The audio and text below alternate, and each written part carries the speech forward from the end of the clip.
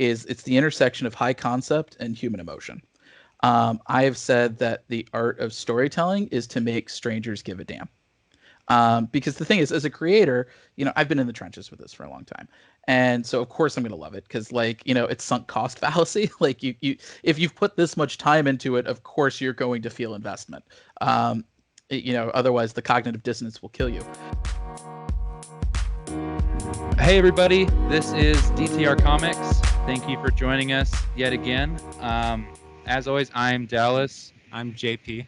And this week we're joined by a very special guest. Would you like to introduce yourself? Sure. I'm David Popose. I'm the writer of Spencer and Locke, Going to the Chapel, and now my latest Kickstarter project, the OZ, which is kind of like what if Mad Max and the Hurt Locker took place in the Wizard of Oz. So thank you guys so much for having me. I'm so excited to talk about this book. It's been in the works for a very long time, and I'm so excited that we can finally reveal this book to the world, and couldn't be more excited or thrilled or grateful with just how overwhelming the response has been just in the first 7 days. Yeah, thank you so much for being with us. I mean, so I'm a little bit new to comic book reading myself, and so I Sure. just read your Spencer and Locke, the first issue, and Thank it was you. phenomenal. I loved it. Thank you so much. I really appreciate that. Like, you know what? You're really our target audience. I'm a third generation comics reader. Like, my mother read them, my grandfather read them, but I feel like so much of the industry is like preaching to the choir, and I want converts. So that is a huge compliment. That people who may not have grown up with this stuff or may not know their Ages of Apocalypse versus their Clone Sagas. I don't want people to have to like read a textbook in order to understand my work. I want to be able to like give this book to your grandmother and have her understand it. So thank you for that. Accessibility has always been my watchword for these books, because yeah, I think comics are for everybody, and everybody's got a favorite comic. They just don't know what it is yet. Right, yeah. I thought it was really cool because I was able to I mean, I didn't read comics and stuff growing up, but I was familiar Yeah, with like Calvin and Hobbes, and sure. so it was really cool to be able to have something familiar, Yeah, but with like this completely new world to it. thank you. So I it can made tell. it really easy to get into. If you liked Spencer and Locke, I promise you're going to love the OZ. We're doing a lot of similar stuff. We're exploring similar themes of trauma, but we're able to kind of expand the scale and the stakes accordingly. I've said that if Spencer and Locke was like, what if Calvin and Hobbes grew up in Sin City? This is kind of like the OZ is like somewhere between Mad Max Fury Road and Star Wars Rogue One. Really kind of being able to take that sort of fantasy action, but we're able to ground it through this military lens. We're able to look at Dorothy Gale, who's the granddaughter of the original Dorothy who killed the Wicked Witch in the original Wizard of Oz. Except this new Dorothy is a disillusioned Iraq War veteran. And so the way she sees the world, both in terms of her trauma, her past guilt, her disillusionment of sort of, is there a better way to do this? That's going to be something that she's going to grapple with. She's going to be asking herself, how do you have a just war? How do you make a moral decision when every choice you make can wind up with someone dead? That's going to be kind of her journey. And I think that really does build up on a lot of the themes that I've explored in my previous work.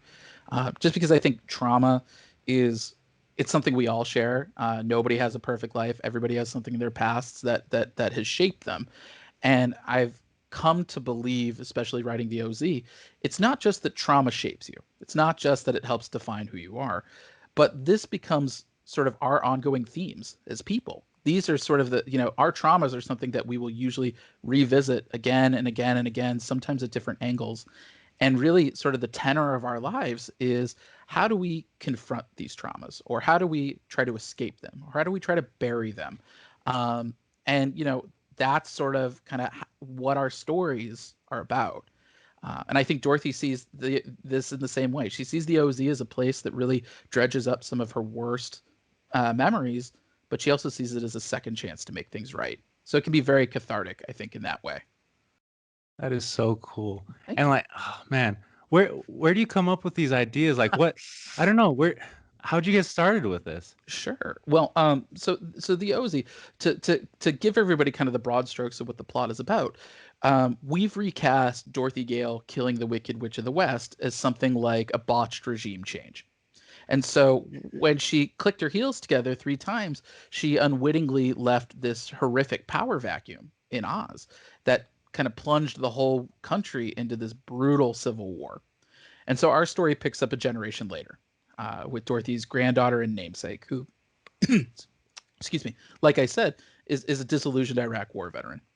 And she's come back from Iraq and Afghanistan, with a lot of trauma, a lot of guilt, a lot of scars, and a lot of disillusionment, just sort of thinking, what was it all for?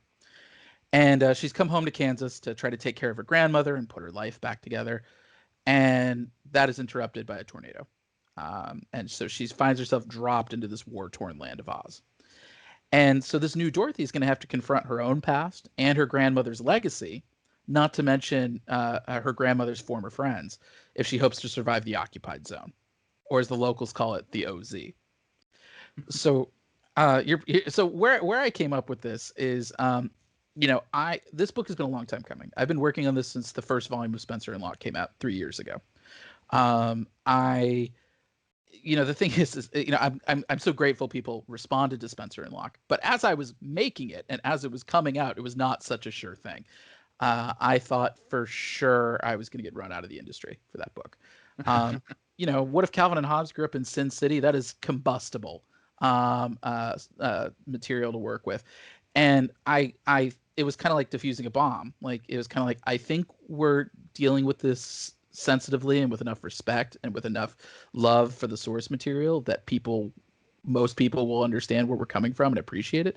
But there's that ratio, you don't succeed or fail quietly on a book like that. Like you do it loud. And so thankfully, about 99% of everybody who's read that book has really appreciated it. And the 1% who doesn't like it based on just like principle, I totally get it. And, I don't begrudge them. The worst they can say is, well, at least the art looks good. But at the time, I was just like, I don't know if I'm going to write another comic. Like, I need to see how that one turns out. So thankfully, people liked it, and I kind of popped my head up, after the dust settled, making sure it was safe. And so I came up with 3 other book concepts after that. One of them being Spencer and Locke Volume 2. The second one being Going to the Chapel, which came out immediately after that, sort of my rom-com heist book. Mm-hmm. And then the OZ. And people ask, I was much more deliberate about doing a riff on Calvin and Hobbes with Spencer and Locke than I was doing The Wizard of Oz with the OZ. For that, I wanted to do something in the fantasy realm. I said fantasy or sci-fi. Sci-fi is still really hard for me. I've since written a sci-fi book and I'm working on a few more, but like you have to come up with these very hard and fast rules. Whereas fantasy, you're able to do a lot of characterization. You're able to explore a lot of metaphor with the way that magic works. So I immediately gravitated to that. Like if I had a choice to write like a big 2 property, it would be Shazam or Doctor Strange. Like that's kind of where my wheelhouse is. And so I wrote down a lot of the fantasy inspirations that I really liked growing up. So things like Lord of the Rings, Lloyd Alexander, Piers Anthony, Harry Potter, and then I wrote down The Wizard of Oz. And as I saw my cursor flashing on the word Oz, I realized like, oh, that's so short, but it's so iconic. And I was like, that could be like an acronym for something like DMZ. And then I thought Occupied Zone. And it just like hit me like a truck. I was like, oh, this isn't just a fantasy story. This is a war story. And so I was able to kind of take that mashup ethos that I've had for my previous books and bring it to this. And really, the image hit me very quickly. And Ruben Rojas channeled it scarily well for his first issue cover. This idea of Dorothy staring at us with this haunted look as this disillusioned Iraq war veteran, and the Tin Man standing behind her as this guy who's been, blown up and rebuilt so many times with whatever metals around him that he's turned into this like towering war machine freedom fighter. And I realized very quickly that the source material backed this up. I don't write these things for shock value's sake. I always want to make sure that the source material backs it up, that we can justify it narratively. And, everybody's seen The Wizard of Oz, maybe some people like myself have read the original L. Frank Baum books, but, Dorothy crash lands into Oz, makes 3 extraordinary friends, she kills the Wicked Witch and leaves. And having grown up during the invasion of Iraq, that always kind of like stood out to me. I was just like, that's not how it works in the real world. Like, you can't tie this up in a neat little bow. This is going to turn more like Baghdad. This is going to look more like Game of Thrones. That's kind of the ugly truth about like these despots, is that like they don't just rule through fear and power. It's through this very consolidated control. And the problem is that they've got their tendrils and everything. And so you knock down that domino, and suddenly dominoes are falling all over the place. And you could have the best of intentions, and there are still major unintended consequences.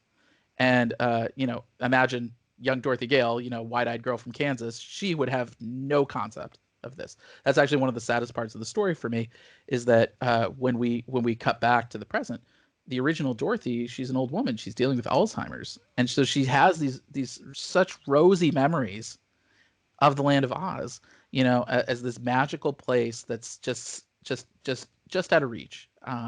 And yet it's so much better than what the real world looks like. And her granddaughter is going to have to kind of reckon with really the explosive fallout from her actions. So yeah, it was one of those things. I think I really gravitated towards the themes of it all. I used to work as a newspaper reporter before I got my start in comics, and so I amongst the things I covered the local mental health beats, I covered the local military beats. So I did a lot of interviews with veterans in rural Massachusetts, who a place that does not have a ton of infrastructure, does not get a lot of taxpayer dollars, does not get a lot of spotlight. Seeing them kind of struggling with how to reintegrate into society, let alone sort of an economically depressed region. And I think a lot of those interviews really stuck out with me. Just not only sort of the hypervigilance and sort of the intrusive thinking of going back to where they were, but the isolation of it all. Just that inability, that difficulty to fully articulate it. And that was sort of the stuff that like really got me. And I think it definitely informed the themes that I like to explore. And I think for sure has made a huge impact on the development for the OZ. I like that a lot. It's so interesting to hear you talk about the OZ with Calvin and Hobbes. It was really with Spencer and Locke. It's really interesting to see like how you're riffing Calvin and Hobbes. Sure. Like, there's a very specific iconography that pops up and is present there.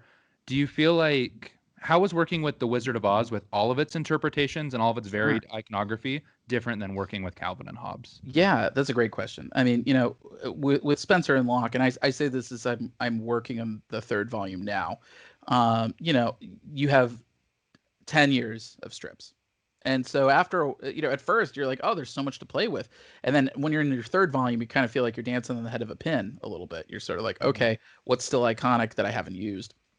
The Wizard of Oz, though, I liken it a lot to Star Wars, that there's such a wide universe to explore. I mean, the reason that I was familiar with the Wizard of Oz in the first place was I wrote a term paper on that for my adolescent literature class in college.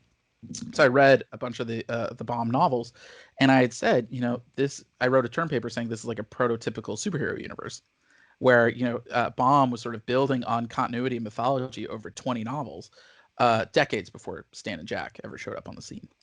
So yeah, for me, it's always threading the needle of what's most accessible, and yet at the same time, so the Baum novels are considered public domain. The Judy Garland film that everybody knows is not. And so things like, for example, the Ruby Slippers. The Ruby Slippers were an invention for Technicolor. They're actually silver in the original works. So anybody who wants a no prize, like, don't come at me. I just didn't want to get sued. But yeah, I think there's something very iconic. I mean, those characters, they're just as iconic as Luke Skywalker, Han Solo, and Princess Leia. This is sort of, that's the kind of myth that we're working with here.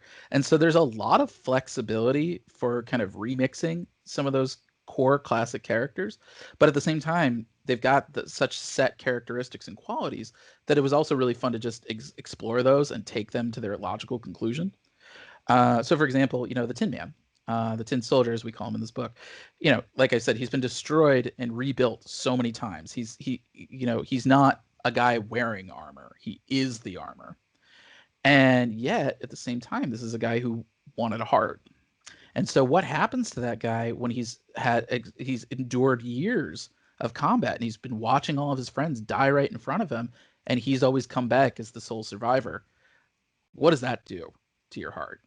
Do you bury it and try to destroy it, or is it something that's always going to come back? The Scarecrow is another great example. He's kind of the most complicated figure, I think, in the whole book. I had a lot of fun kind of writing him and exploring his headspace. But, he's the guy who wanted a brain. He wanted to be smart.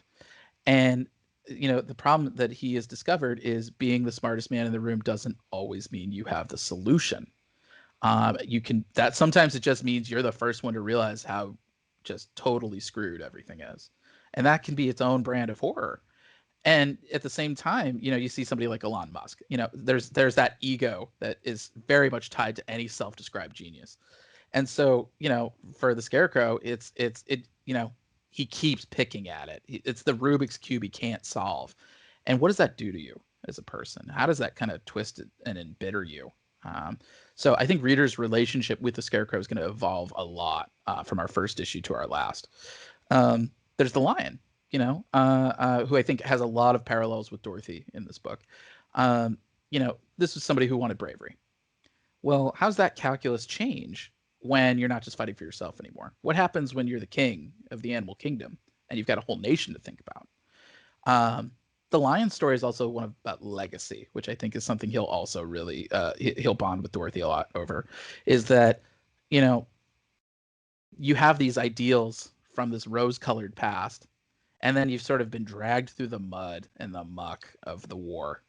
And can you go back? Is there a way to live up to those ideals if those ideals were even accurate in the first place? I mean, that's the thing about hindsight and nostalgia is, it's not 2020. It really, there's so much romanticization of the past, and yet we're living in the present.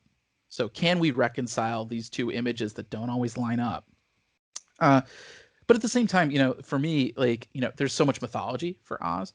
And so, we've got, like Jack Pumpkinhead, for example. I tried not to veer too far away from like the kind of core mythology that everybody knows about, but I like Return to Oz. And I always love that design. And Jack plays an important role as the series progresses.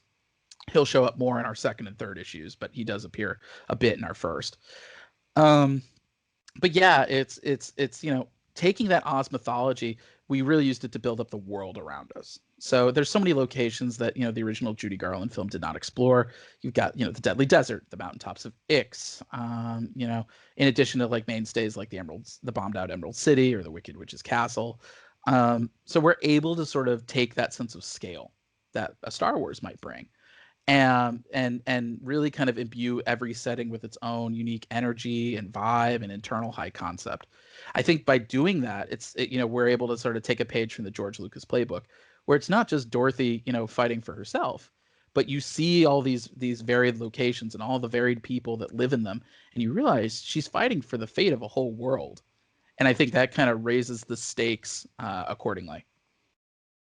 I like that a lot. Do you feel like to create scope you found with the OZ, like introducing more areas, introducing more people, is that how you make this big, or do you make it big by making it important to the characters that are in the story? It's a little bit of both. I mean, I think the more characters and world building you can build, it becomes, like the scale becomes a bigger thing. And that's something I really wanted to do after the first Spencer and Locke, which, it's my firstborn. I love that book. But, it was very intimate, it was one man's psychodrama. And like, if something bad happened to Locke, he'd wind up dead in an alleyway, but the world would keep spinning. Whereas, yeah, I think having that sense of scale really helps. And it alters the tone for sure. And I think, it makes the story, it's a different kind of fun. I mean, there's sort of being ultra hyper focused on a couple of characters. You see it in the buddy cop films, you see it in Spencer and Locke, but having kind of a wider range, it becomes like an all you can eat buffet. And so you're able to do different things that you wouldn't necessarily be able to do with that hyper focused storyline. So yeah, it's definitely a different animal. It's not one that I would do for every single book. It's certainly the bigger the cast, the more it takes out of me. But at the same time, um, yeah, it's really fun to have all these different characters and to have these different perspectives on things. Even if it's, kind of short, like my book Going to the Chapel, we still had 16 speaking roles in it. And sort of being able to really kind of maximize character, with just a handful of lines, that's a really fun challenge. And one that, while I'm usually sweating bullets in the making of it, once we stick the landing and it comes out, I feel very proud of the work we put in. That's so cool. So again, like I said, I'm kind of a little bit new to comics Sure. and whatnot, but Absolutely. something that before I thought like you just read comics for fun, for entertainment, right? Sure. But something that I've been so impressed by is how I don't know how impactful these comics can be. Like Sure. with with Spencer and Locke. Yeah. What I loved is just how much you're able to kind of show how innocence can be lost, yet Locke still has that kind of playful, like his Yeah. kid side of him. And I Yeah. think that's so cool, and I think it's something that you see like in the real world. Thank you. And so with like these comics that you're creating, Mm-hmm. like do you have that like is that I guess your purpose, your objective, kind of like to leave those impressions on your reader, or how do That's you go about that? I gotta say that's a great question. And for somebody who says that they're fairly new to comics, you've got a reviewer's soul in you, I can tell. And I say that as somebody who has done reviews for over a decade, who did reviews. Sorry, I just wrapped up that position just 2 weeks ago. Who did reviews for over a decade. But I think you hit it right in the head. I consider the height of storytelling and the things that I like is it's the intersection of high concept and human emotion. I have said that the art of storytelling is to make strangers give a damn. Because the thing is, as a creator, I've been in the trenches with this for a long time, and so of course I'm gonna love it because, like, it's sunk cost fallacy. Like if you've put this much time into it, of course you're going to feel investment. Um, Otherwise the cognitive dissonance will kill you. But I think, a stranger, they're not, you have to give them reasons to care. You have to give them opportunities for emotional investment. You have to give them opportunities for engagement. Humor is a good way to do it. Having sympathy is another great way to do it. And so that's always something I'm always trying to find, kind of the emotional core. Like, what's the universal thing here? For Spencer and Locke, we've all had bad things happen to us in our past, but we've all also had friends. It's sort of that book is about kind of the redemptive power of friendship.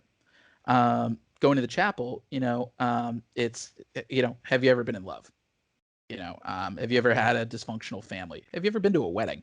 And so for the OZ, it's very much sort of like, if you had anything happen to you in your past that you would love to have a second chance at. And so I feel like finding these kind of these core emotional threads that we all experience. I said this in another interview with the other day that people say write what you know, and it's the worst possible way to phrase it. Because then people think that they've got to have like a law enforcement degree to write police stuff, or they've got to have like a degree in biochemistry to write sci-fi.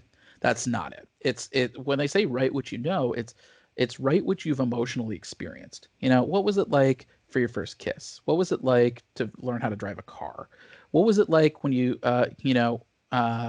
you had a really hard job and you had to really do or die to keep it? Or what was it like when you lost a loved one? It's the core emotional experience and how you particularly dealt with it. J. Michael Straczynski had a really interesting metaphor that it took me a long time to understand, or I should say an example. You're walking through your kitchen, you stub your toe. Okay. Um, what's your reaction there?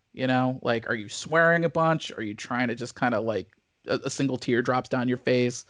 Uh, the other way that I like to phrase it is, um, how would somebody behave on a first date? You know, I'm a survivor of the New York online dating scene. Thankfully, I came out of it with a wonderfully supportive partner. But like, for example, Spider-Man would show up 10 minutes late for his date. And he would smell like garbage because he just got into a fight with the Vulture, and Mary Jane, whether or not she knows his identity, she's been sitting there being like, Peter, like, what's your deal? Or maybe she just set the reservation half an hour later because she knew Peter was going to be late because that's just who he is. Whereas like Captain America would show up with flowers and a freshly pressed suit, and he'd be taking you to like the most old timey of old timey like Italian places. Whereas Zatanna, for example, might like take you to this, like she might say, let's just go to Paris. I know a place. And then she might like after appetizers she might just say, hey, you want to get out of here. Like, so it's just I'm just using superheroes as an example because like they've got a lot of continuity, and so people are able to work that shorthand for the characterization, but it works for every character. And I think those sorts of thought exercises, they really kind of keep me going, and they really help me kind of imbue a sense of life into these characters. I'm not at the stage where like characters are like saying, no, I don't want to do that. Like, this is what I think you should do. Like, that feels like schizophrenia to me. But like, I feel like, I'm able to sort of game out. I'm able to get my head in their headspace a little bit. And yeah, and it really gives me a sense of investment. I see characters like Locke and Spencer and Emily and Tom and Jesse and Dorothy and the Tin Man. I see them as my babies. And so I think that really kind of it's a positive feedback loop for me. And that keeps me really excited and interested and motivated, both in the creation of the work and then the promotion of the work. And I think, that enthusiasm, if we can make it contagious, that really kind of helps build that long-lasting, invested readership over the long term. That's so cool. Just a quick question: who was your biggest inspiration that got you into comics? There's a couple. Frank Miller was the first comics creator as a kid that made me realize the real writers wrote these things. His voice was the first that really stood out to me, besides sort of like what I guess I considered as boilerplate as a kid, just sort of what I considered the baseline.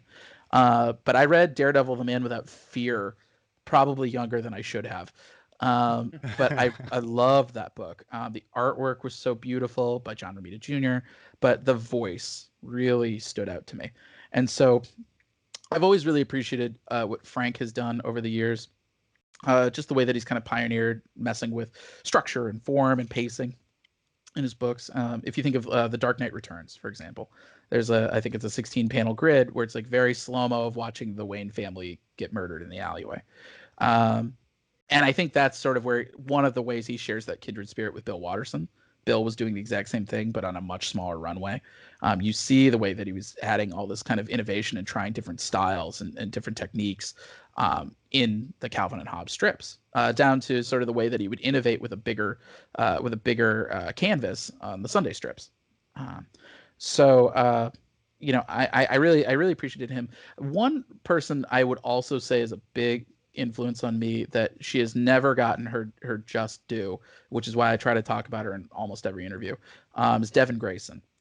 You probably don't know her. She wrote some Batman books in the 90s, late 90s, early 2000s. She was the writer of a book called Batman Gotham Knights, which I think it's downright criminal that book has never been collected in trade. I think they have one trade collecting a storyline. It's called Batman Transference, but like it doesn't even call it Gotham Knights. That's how criminal it is.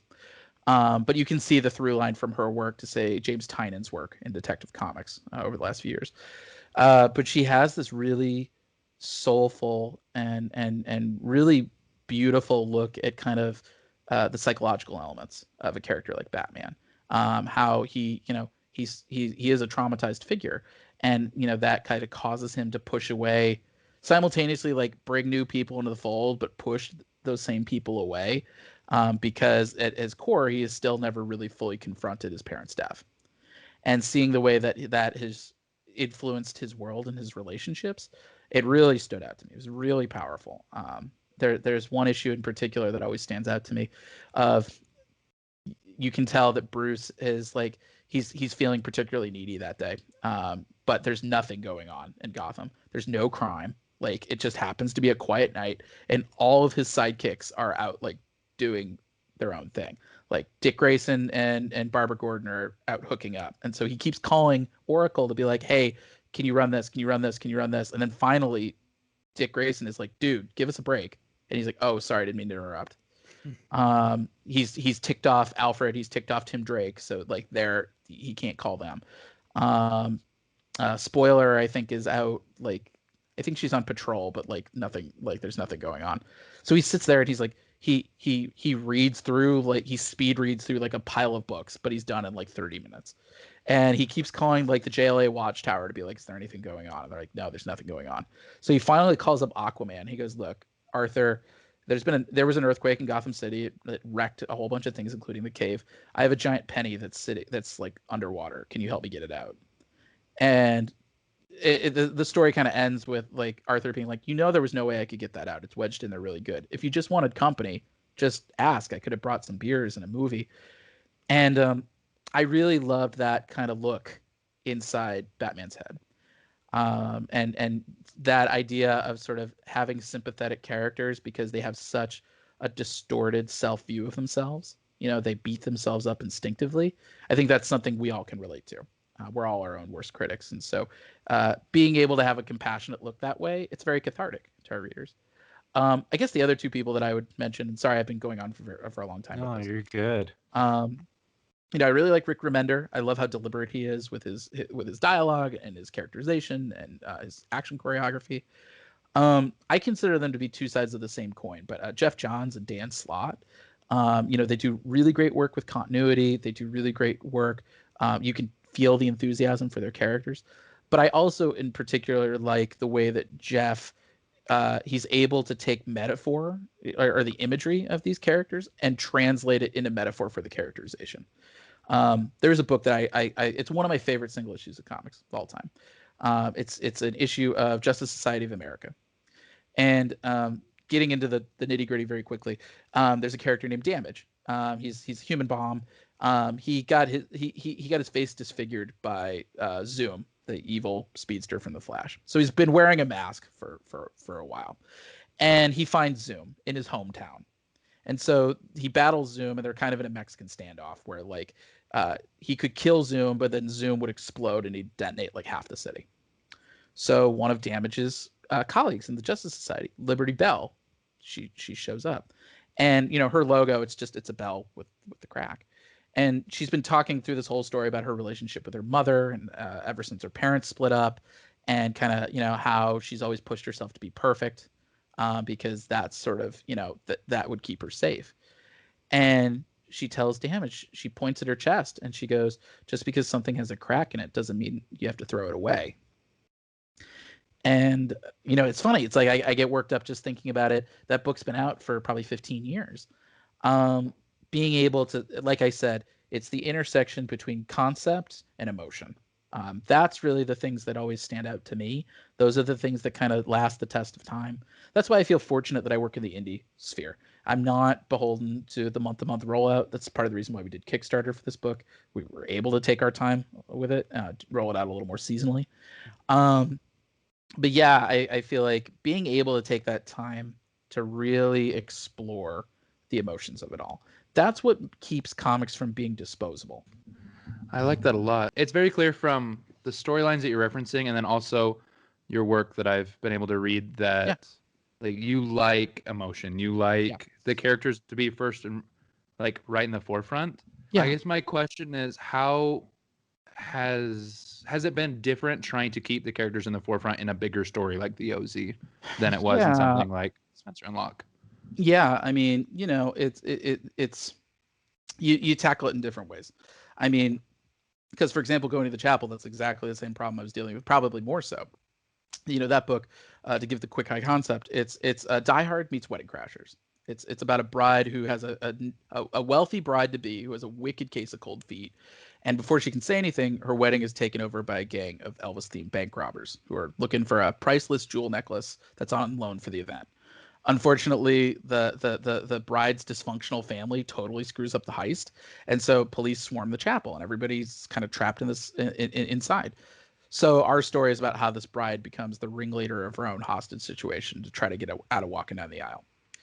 So we have 16 people in that book. You know, crowds of wedding guests, and for that you figure out, okay, who's the core characters that are going to get the lion's share of the time, and then you sort of start branching out, being like, all right, who's more of the ancillary characters who like they will help out, but like we're not going to explore their emotional state too deeply. And then you sort of have like who's the gag one-off characters, you know, that like, you know, the pyromaniac flower girl or like the gun-toting grandma, like that are just their concepts are funny enough to keep them there. Or like the drunken cowardly priest, like, you know, that like you don't need to see a lot of them. A little goes a long way. For the OZ, you know, the thing that I had is because, you know, it's not like Chapel. It's not like Spencer and Locke where like you're immediately dropped into it and there's not a whole lot of explanation you need. You know, this is sort of, you need a little bit of exposition. You need to figure out like, okay, how did we get from this image of Oz that we all know and love to this sort of war-torn, you know, country? And so, you know, for us, it's the gradual rollout, you know.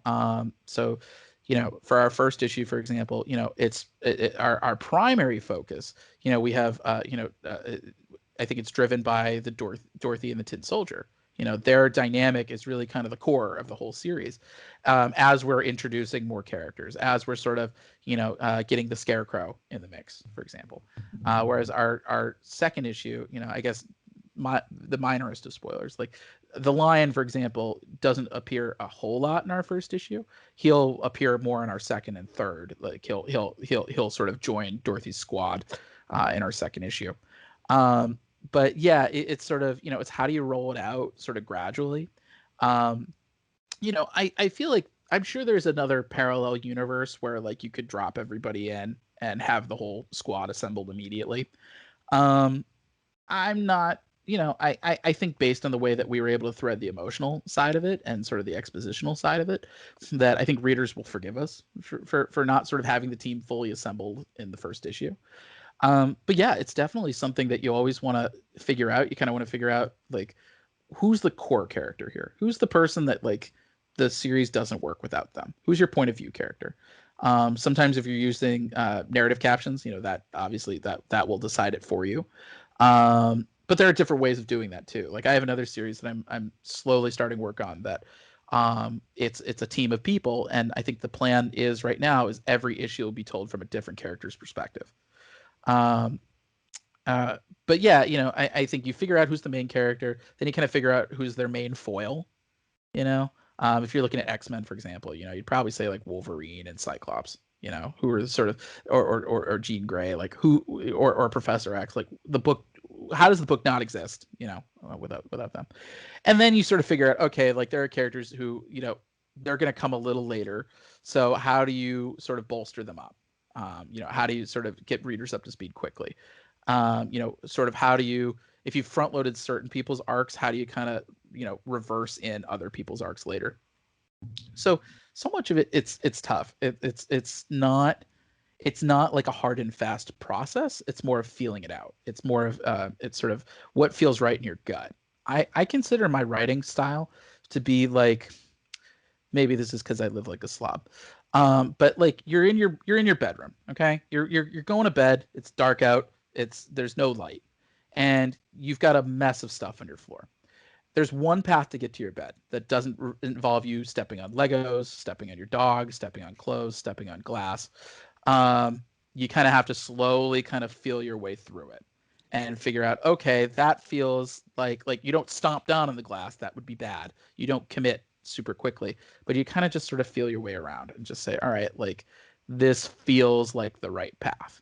I consider a lot of what I do to be more like sculpting than, you know, or excavation, you know, than outright construction.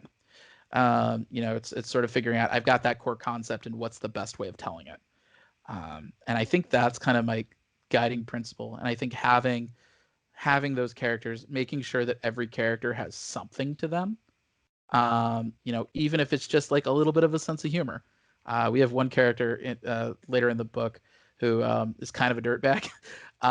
And at the same time, you kind of like, you know, this guy, like, you're just like, oh, okay, like I get it. Like, we'll see him more in issues 2 and 3, but you're just like, I don't need to get in this guy's head. I kind of know who he is already, but just like by virtue of his personality and the way he talks, you get to know all you need to know about that guy, and he's still like kind of that fun roguish character that gets thrown in the mix.